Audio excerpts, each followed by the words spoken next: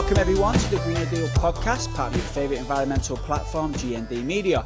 I'm Adam Williams, and tonight I'm joined by the man behind the mixing deck that always makes the show sound great, Andrew Glassford. How are you, mate? Good, man. It's Friday. I'm on the beers. You are on the beers, mate. You know what? I think that's a show first. That I honestly don't remember in all these years you cracking a beer. Sometimes you have a week working for the public sector on climate change, and you just hit your head against the walls, and you gotta have a little drink at the end. Yeah. I hear you, brother. Yeah.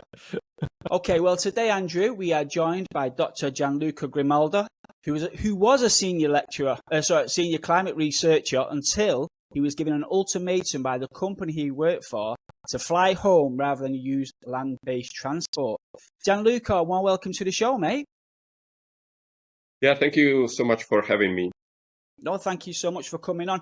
So, Gianluca, before we get into your story, I always like to ask, especially new guests, when it was that when you first heard about climate change, but not only heard about it, Gianluca, but realised that it was so big and all-encompassing that you decided that you pretty much had to dedicate, at the very least, your working life to it. Yeah.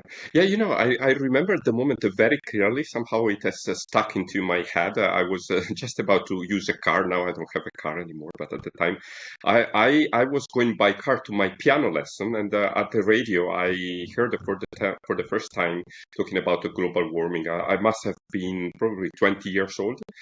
But I think the moment in which I really thought that I had to do something about that was when I heard about a group of scientists traveling from the UK to Kyoto in Japan. That was in 1997. And they decided to travel over land and over sea without catching a plane. And then I learned that catching a plane is very high in emissions. And I learned that they would decrease their amount of emissions 8 times. And then I thought, well, if they do that, why cannot I do that? I mean, it seems a rather straightforward thing that I can do without too much effort. Of course, it would take much more time, but it would also be more enjoyable. So I decided to go with it. And since then, I really started to slow travel for short stretches. Then eventually in 2011, I really did my first intercontinental trip from Spain, where I was living at the moment, to China overland. And then, I never went back. Brilliant. So, Gianluca, people may or may not know your story. Now, I read it about 5 months ago, initially in The Guardian. But for those that don't know your story, Gianluca, can you just give an overview of why you're famous? I'm not sure I'm that famous, but it is true that sometimes people stop me in the middle of the street and they tell me, you are that Gianluca. This is my last year was my 4th time I traveled to a small island in the middle of the Pacific Ocean called Bougainville. It's part of Papua New Guinea. And I do fieldwork to study adaptation to climate change, and also how integration into markets changes basically social cohesion. So I'm really interested in social cohesion. So how people help each other, solidarity, trust towards each other. And I like studying how societies change when there are big shocks like COVID. For instance, I work over in COVID, etc. And this fieldwork was very ambitious. We planned to sample 30 villages, which is quite a tall order.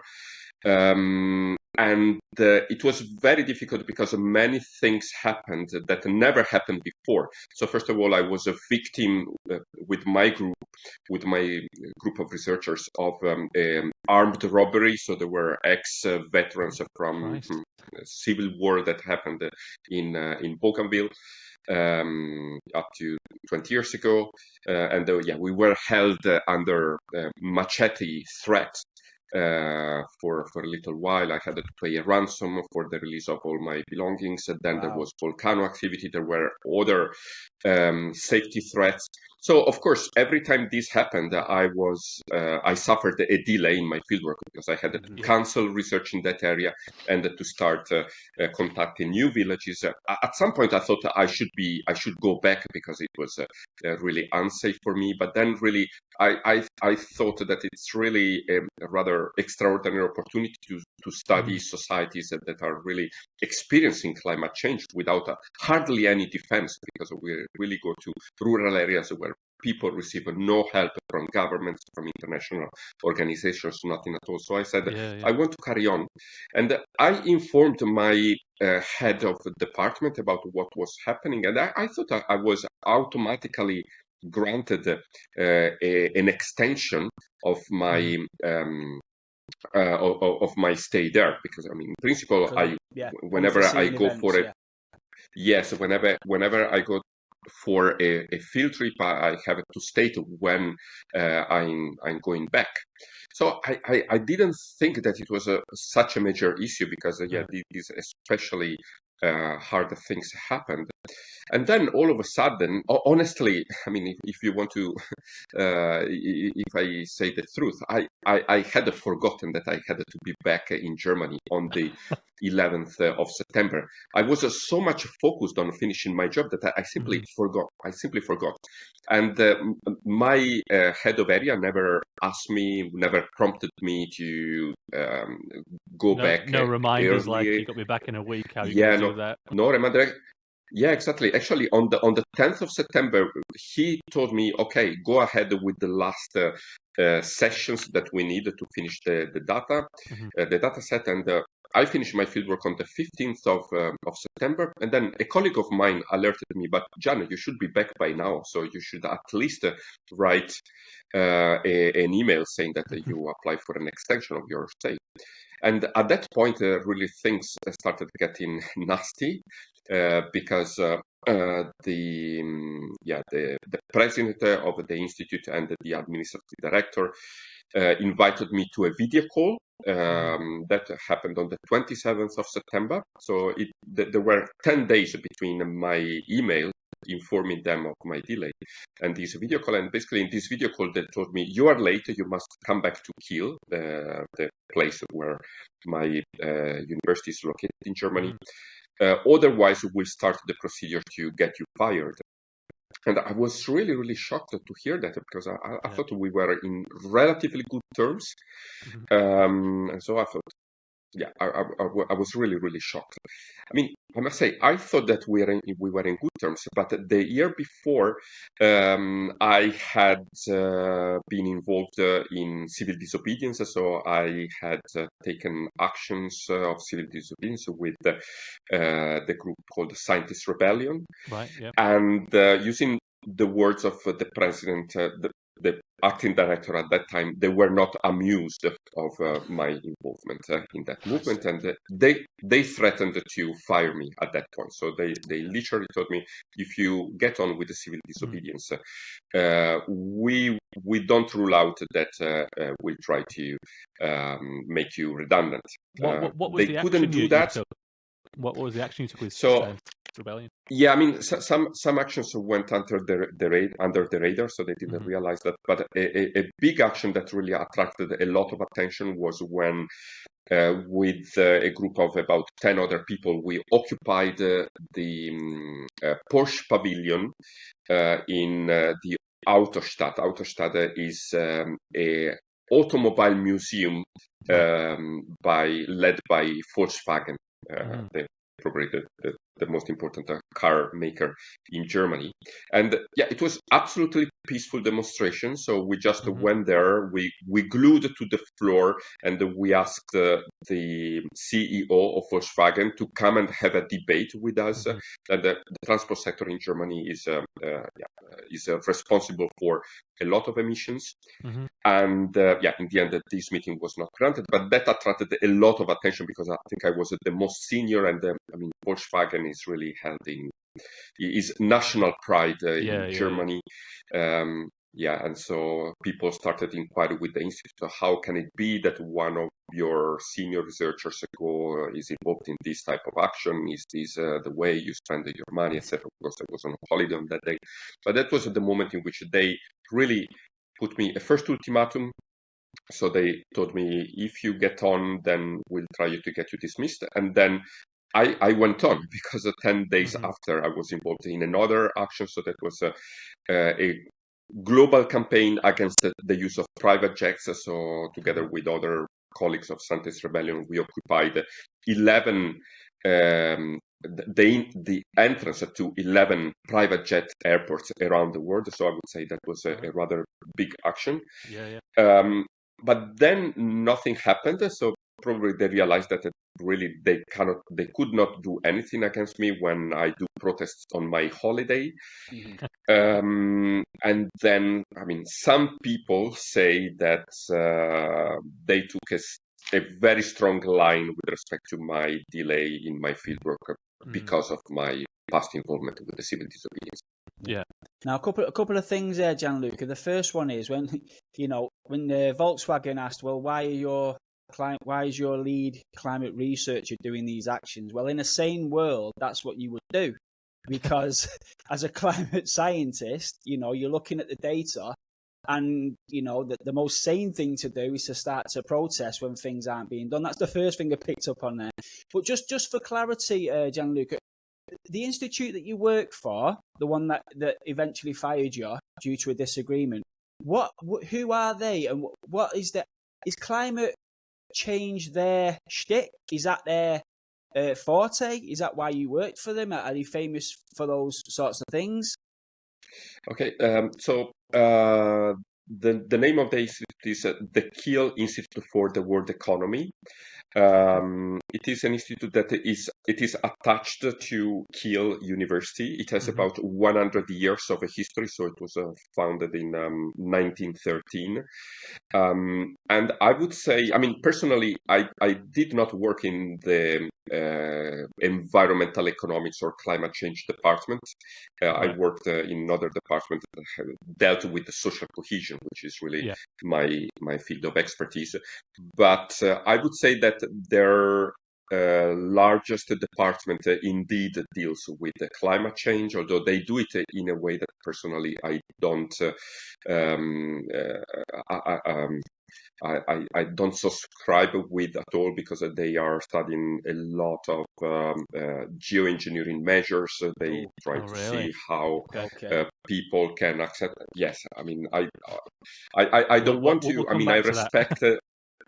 Yes, I mean, I want to say I respect the work of other colleagues. I don't think that I don't want to think that they are, politically motivated in what they do. But when I hear the director of this department of the environmental economics department at my institute saying that the optimal level of temperature increase is 3.8 degrees. Wow! I think that's red crazy. Flags. I mean, red flag. Yeah, Jesus.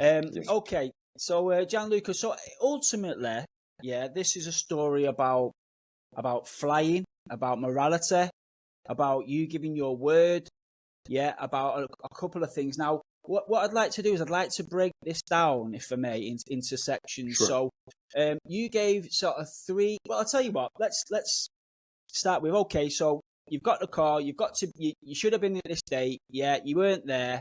You sent an email. Okay, and then what? You get the ultimatum. It's like, right, if you're not here in 5 days, you're done. Is that how it went? Yes, exactly. That's how it went. Okay, so then you were left with a decision. Yeah, a decision. Do I fly home, or back to the institute for this meeting, or do I not fly due to a number of reasons? So you gave three primary reasons for the decision that you made, Gianluca, and I want to break it down, like I say. So the first one was that you wanted to be consistent with your morals. Yeah. So talk to us about why you felt it was a moral decision. Yes, I think, in a way, this is what I studied. What is morality? So morality is something that I felt inside. I felt that it was the wrong thing to do. And I would say for two reasons. So the first one is that as a principle, I mean, as I said before, I started slow traveling in 2009. As a principle, I always wanted to minimize my emissions, even if clearly on the grand scheme of things that it doesn't change anything. But I just wanted to feel that I did all of what I could to avoid the big catastrophe that if we don't change, we are going to get. So I just, in a way, I really started as a moral injunction that my, if you like, my conscience has put on me. And I think in the article in the Guardian that I cited, that you cited, I even mentioned that sometimes I would prefer to, enjoy a more easy way of life, not to have this really strong commitment to act. So I really felt that I would have done the wrong thing and that I did not want to do it. So I knew that I would have never accepted their ultimatum, although it took me a while to, of course, process it because it was a rather traumatic experience. And then the second thing, I also thought that there was a rather humiliating stance from the director of my institute in asking me to do something that they know very well that really went against all my principles. Because, I mean, I must be fair to them. In the past, they had always accepted my slow travel. So they always accepted that my days of travel would be days of work. And I think this is quite rare. So credit to them. But of course, that happened before my involvement in civil disobedience.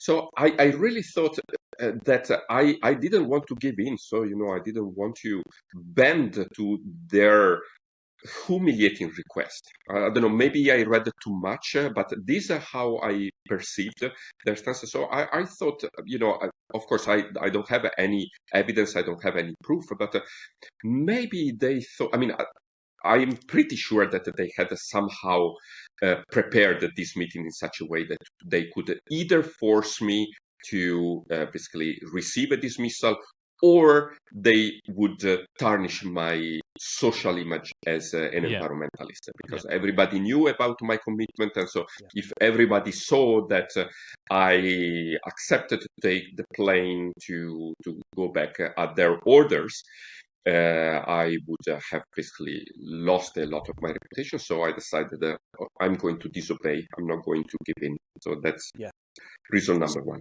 So I think the morality issue is really fascinating. And just to put it out there, Gianluca, I gave up flying 12 years ago, okay? So I'm completely on board with you. Yeah, I'm not someone who flies, and I've done it for conscientious reasons, okay? But I do just want to maybe sort of pick this a little bit. So obviously, if I make a moral decision not to go to war, for example, there's a high chance when I go to war that I will physically kill someone. So me not going to war, has tangibly really saved somebody else's life. Okay?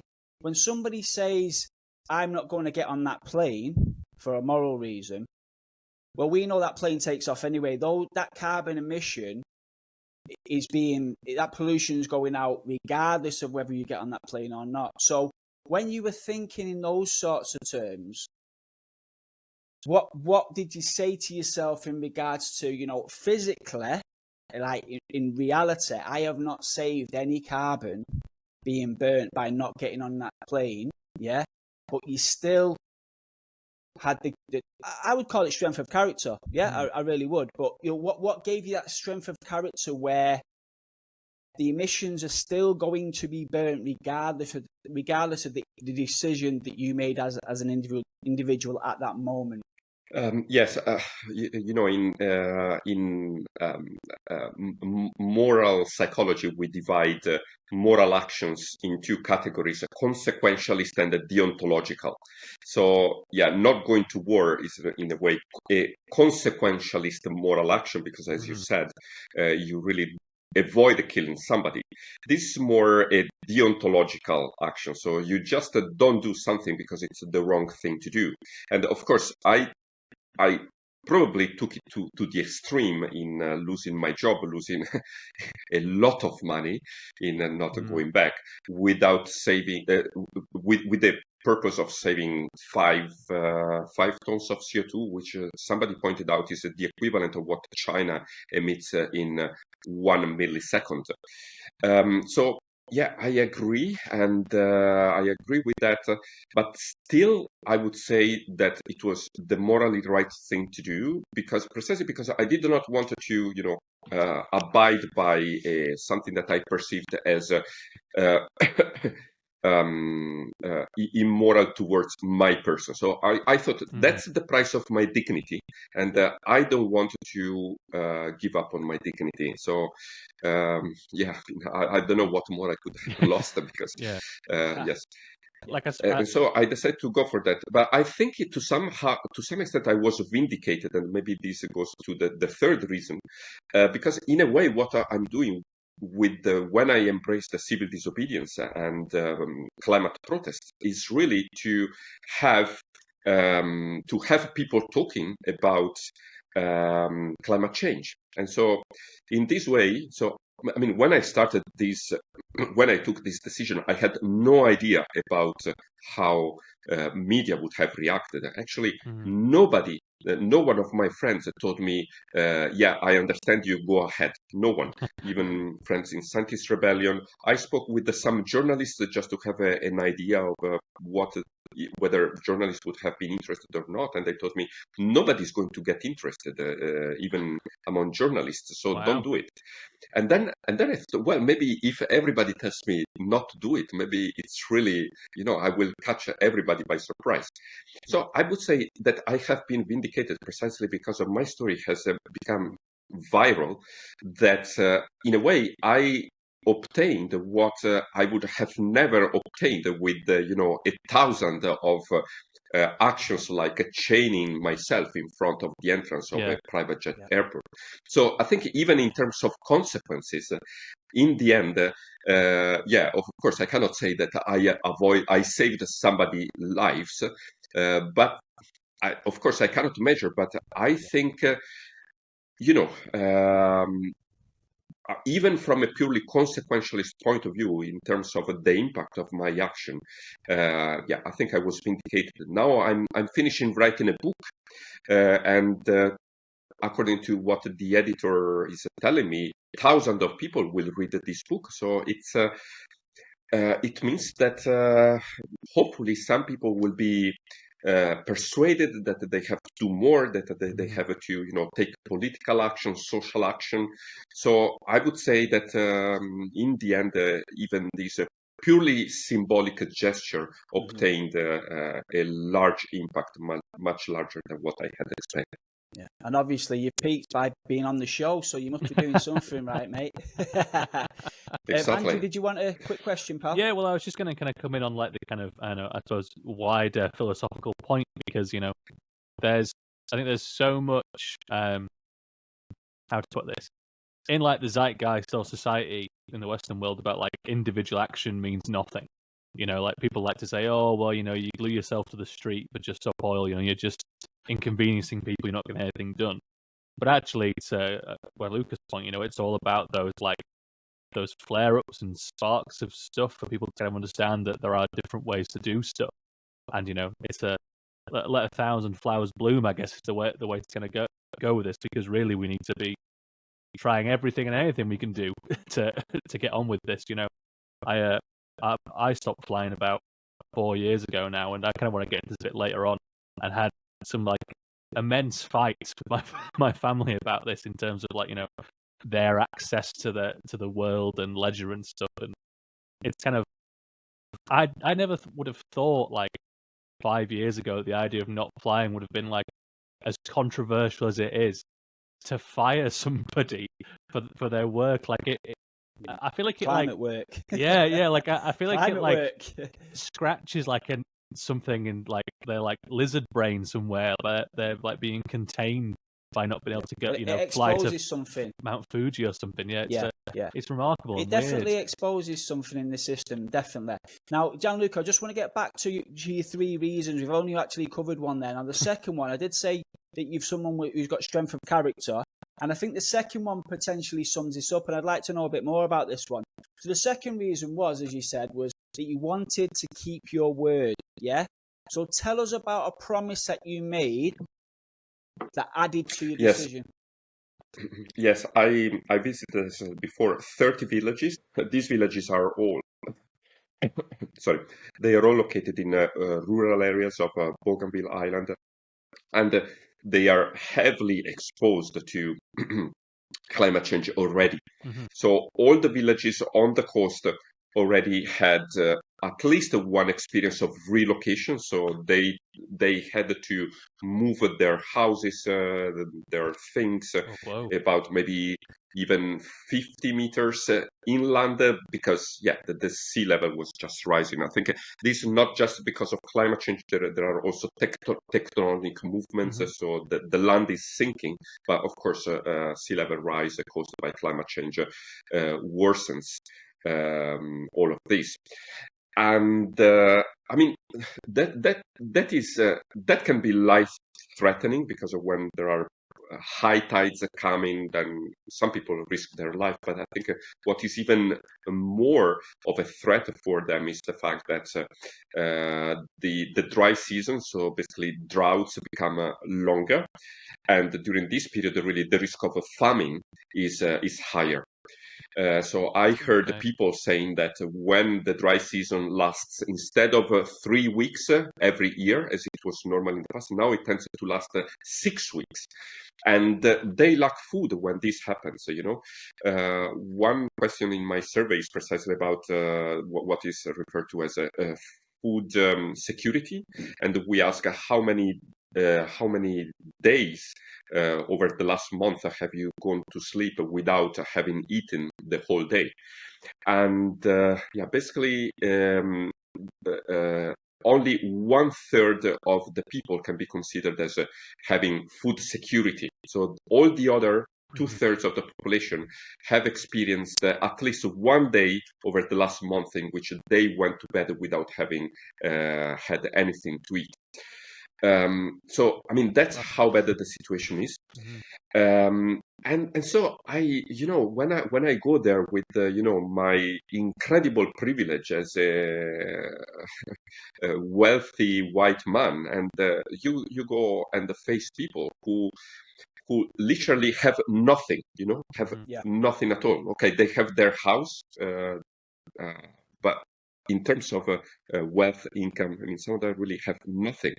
Then, I mean, it's so, bloody embarrassing that I was really prompted to say, I, of course, I cannot say the word, but at least I want to show you that I care about you. And the only thing that I can do to avoid that your situation gets worse is to minimize my emissions.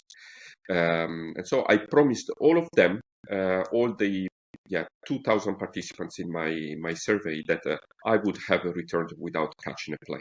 Yeah. And so I wanted to be consequential, and I wanted to keep my promise. Yeah.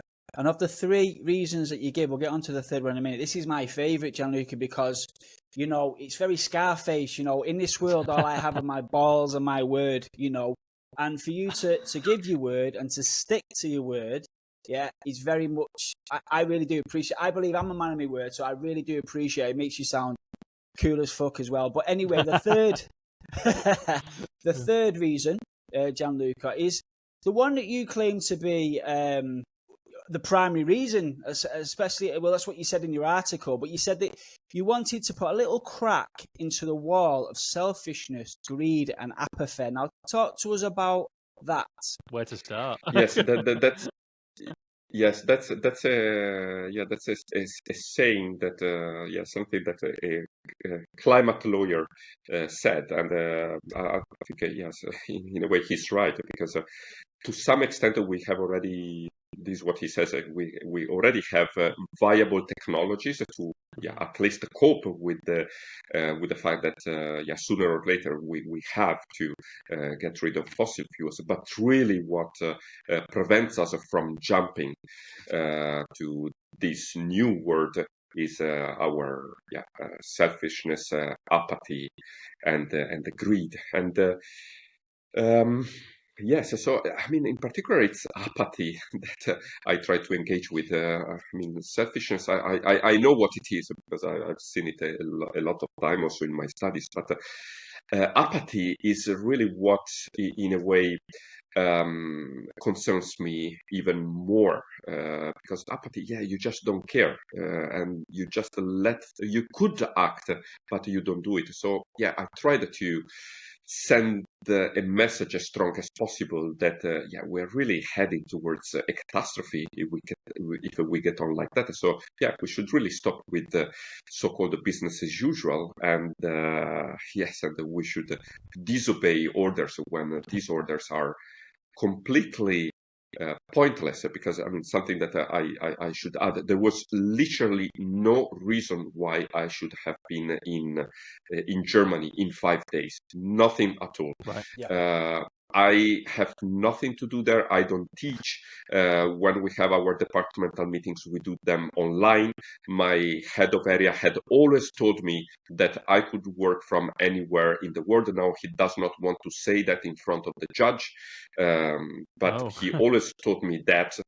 And so this was a completely pointless request. And I said, I'm not going to give into this stupid and, as I said before, humiliating request. Because not only that, your head of area told you could stay on initially to finish your data and your work, and knew that you took time to you didn't fly. It's like they sound quite inculcated in this whole thing that they've kind of decided not to represent you. Yes, exactly. So the yeah, so what my said is that basically my head of area did not have any power to tell me what I had to do. So the decision about my stay is Right. always in the hands of the president. But of course, if you're head of area, I mean, honestly, I did not know all these regulations that now they presented in front of the judge. Nobody had told me that I had to communicate my delay to the president rather than my head of area. I mean, actually, it was very confusing because when my fieldwork was approved, I was not allowed to talk with the president of the institute and the acting director. So it was my head of area who, in a way, went there to represent me. So I thought it was absolutely fine that I communicated how the fieldwork was going to my head of area, and I expected him to report to the president. But and how didn't happen. did your colleagues react? You know, and how did they support you? Were the people sort of lobby in favour of you? And you know, who was your supporters against this decision? And how did the process go? I had close to zero support from my colleagues. Wow. My let's say my friends, so my colleagues who worked in my department, they were supportive. But I'm talking about two people. My department was very small. There have been, I mean, there are about 50 researchers at the institute. There were two other researchers who expressed some support. So they told me, I don't know exactly what is going on here, but I just wanted to say that I'm sorry for what is happening. And the remaining 45, nothing at all. Wow. And you think nothing that was just from fear? Is that just pure fear of losing jobs? Do you think it sort of boils down to that? Yeah. Yes, I think they were fearful of losing their job, yes. Was there any sort of communication put out by the Institute in regards to, after... So what sometimes happens is something happens and then there's a policy created afterwards or a communication, almost to say, right, just to be crystal clear, if you do A, B, and C, you will get sacked. Was anything like that put out after the incident to make sure people were kept in their box and quiet? That you know of? I mean, I don't know what happened within the institute after I was fired. What I can say is that the institute did not provide any declaration to any journalists who inquired with them, so they always declined to comment about my individual case. And Gianluca, so you told me before the show in an email that you are still unemployed, aren't you? Now, do you think that is a consequence of other institutes maybe seeing you as a, I don't know, troublemaker yeah. or someone who, oh, if he doesn't fly, we're not interested? And is that really an indictment of the system? Or what's your thoughts on that? Because you were a senior climate researcher, you have got a PhD. You're not someone who shouldn't be unemployable. Yes, yeah, being a senior means that I'm old, basically. But I would say that, yes, experience. Yeah, that's the word. I would say that I cannot really say, because I must say that I did not actively tried to find a job because I had a legal case against my institute. Got you. So if I had found a job, then the judge would have told me, why do you want your job back now if you have another job? Sure. So I decided not to actively look for a job for this reason. And in the meantime, I got an offer from the university where I am now, which is an offer for a visiting fellowship. So I really appreciated that. And they did that after they heard of my experience.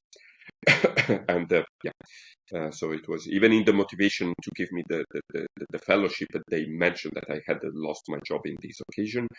So I'm very pleased with that. So this makes me optimistic that I will find another job when I want it. But the problem is that now I want to go back to Bougainville at the end of this year again, because I have another project that I'm really keen to finish. And as it often happens, when you are into something new, then you have more questions that you want to answer than answers. So on the basis of the fieldwork that we did the last year, we found that really something very, I would say, interesting and also concerning about the psychological adaptation of these populations to climate change. So we found surprisingly low levels of willingness to insure against the possibility of experiencing monetary losses. That is worrying. We found very high levels of what I would say fatalism. So we asked, do you think that climate change can be stopped? And 80% of the people said no, we cannot stop it. Partly because the future is already written. So I'm really interested in studying this fatalism. So the idea that the future is predetermined, and therefore whatever you do does not really change your future. Predestination. And so I thought that it would be very hard to find an employer who would put up with me, staying 8 months away for another field work. And so I mean, I'm doing some attempts, but so far they've not been positive. And that's why I started a crowdfunding campaign. So I have a thought of being a freelance researcher for this year.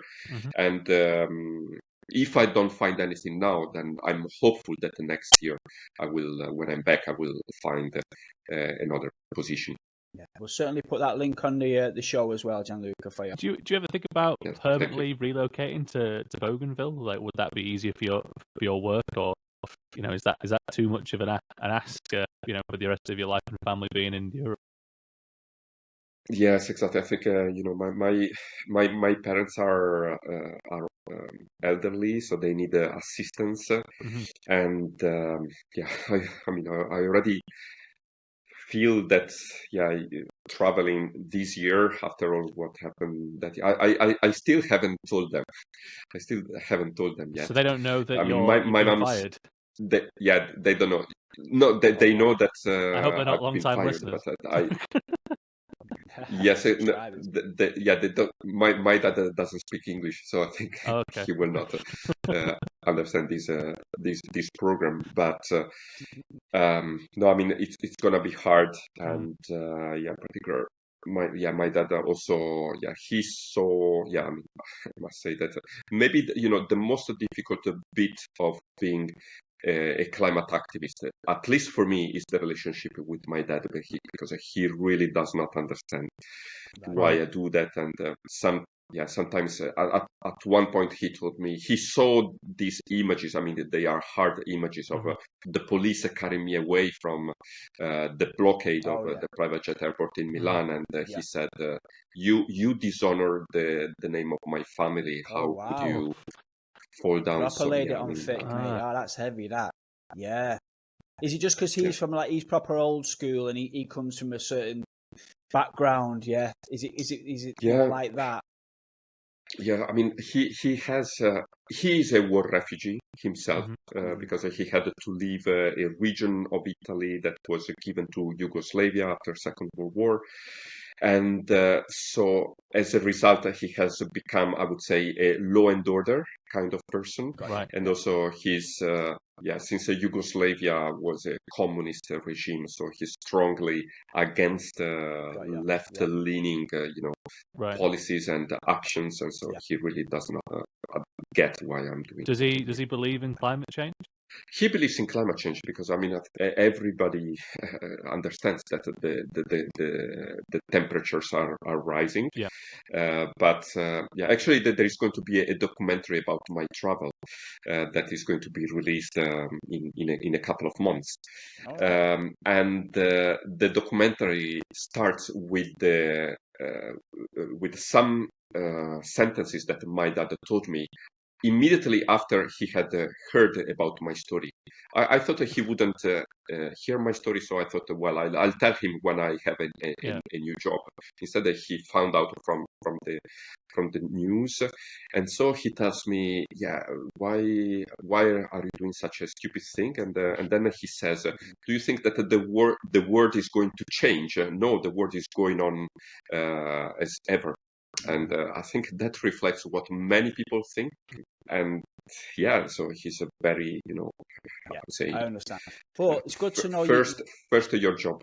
Yeah, it's good to know you've got a documentary coming out. So it's like, going sort of full circle here a little bit. You made a decision, and to be fair to you, it didn't sound like it was any way planned for the world to hear this story. It was a very deep and thoughtful decision that you made. Yeah, but it does sound like you've alluded to. It really has paid off in a number of ways, and that exposure is obviously something that you couldn't have imagined, and yet here we are.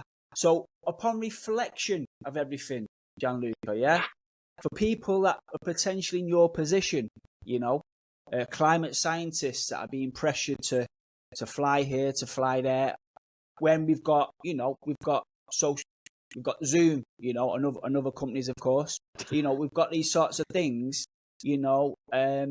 what would you say based on what you've been through when you're reflecting to them? Yes, I mean, I must say that I don't see yet, I hope it will come very soon, but I don't see yet a strong stance by my scientist colleagues in saying we have to reduce our carbon emissions. So, everybody feels that they are a little bit privileged. So if you speak, I don't know, with a person working 9 to 5 every day, they say, okay, I deserve my holiday in Mallorca. And scientists are the same, so they think, okay, we fly to international conferences, but it's really good reasons. So we are legitimate to do that. But I must say that many people, I mean, I'm talking about maybe a dozen people, so not a huge numbers, but some people told me, I'm a researcher, especially young researchers. So they contacted me and they told me, I wanted to travel the way you do, and so I want to receive some advice. So as Steve Westlake, who is a researcher at Cardiff University, says, and also documents in his own research, individual action has some amplifying effects. So it spreads over your network and then it spreads over and over. And I would say that, I mean, first of all, I'm not the kind of person who likes, finger wagging and say to other people what they should do. So I don't want to say to others, you must do the same as I did, also because in some cases it's really impossible. But perhaps what I say now that I am jobless, I mean, my financial situation is really dire. I would say, look, I feel much more empowered now than before, because I have experienced that so many people have helped me in these periods. I receive a huge donation by a colleague, a friend. He gave me 10,000 euros. Wow. And this is really what I felt, even in this situation in which I really depend on others, because if I didn't have this crowdfunding campaign, I don't know what I would be doing. But yeah, I don't even need to think about that, because so many people have come to help me. And also all the people, at some point I counted all the people who helped me while I was traveling without willing anything in return at all. I counted about 50 people, and then I stopped. So there is so much humanity, so much willingness to help others, that really, that makes me feel that I am much, in a way, paradoxically, I can feel that I can be the master of my destiny now that I'm depending on others than before. So I would say, try. Try this situation of depending on others entirely, and you will see how empowered you feel. So this is what I would like to tell people who maybe are, scared. Many people told me, please do it. Please go on doing it, because I don't have the bravery to do it. I don't have the guts. Some people told me that. But I want to see that at least some people does it. And, in this action, I really try to, think that I'm not just acting for myself. I'm acting for all the people who, maybe they need a little bit of, a nudge of an encouragement to take action themselves as well. Yeah, well, you were the first to do it, or one of the first, especially in regards to the media latching onto it. So obviously, you're a man of principle. And you're brave, and people will follow that, and it does resonate with a lot of people. Gianluca, that's a great way to end the show. Thank you so much for coming on. Like I say, we will link your GoFundMe page to the show, so if anybody can help, anyone's been inspired by Gianluca's story, help him out while he's going through a tough time at the moment. And I hope your dad comes round in the end, and you bring honour back to the family name, mate. I'm sure, at some point, he you will do. But thank you so much, mate, for coming on the show. Really appreciate it. Yeah, thank you so much. It's been a pleasure. Thank you for the opportunity to tell my story. Okay, everyone, this is the part of the show that's dedicated to the fighters, the healers, and the conservers of the world that are doing their bit for all of us. It's the shout out. Gianluca, who have you got for us this week, mate? I'm having Scientist Rebellion, the group I got to know in Glasgow at the time of the COP26, and been involved with their activities since then. And there are many people who are part of this group. Some are idealists, some are pragmatists, but we are all strongly concerned about climate change, and we share the need to do something more than just writing articles and reading books about climate change. So we decided to take to the street, and as my colleague Nana from Scientist Rebellion Germany says, to put our bodies on the way of a climate destruction. Brilliant. And some of your colleagues in the Climate Rebellion have been on the show and are friends of the show. So that's brilliant. Thank you, Gianluca. And a big thank you to everyone that is listening. And remember, if you're helping the planet in any way at all, no matter how big or small, we love you, we appreciate you, and we hope you'll join us again next time. Take care, everyone. Bye. Bye.